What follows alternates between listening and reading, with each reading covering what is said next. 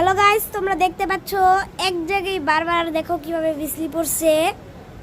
তোমরা দেখো এক জায়গায় কিভাবে বিজলি পড়ছে বারবার চমকা সব, মানে বিজলিটা কি বলবো গাইস। আমি দেখি গাইস দেখো তোমরা খালি বারবার শুধু এক জায়গায় পড়ছে।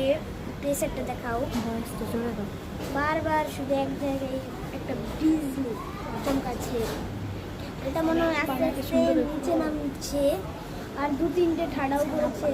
মানে কি বলবো আপনাদেরকে, বোঝাতে পারবো না। আচ্ছা থাক তো আমরা এখন এটা বসে বসে দেখছি, আমরা যে এখানে বসে বসে দেখছি।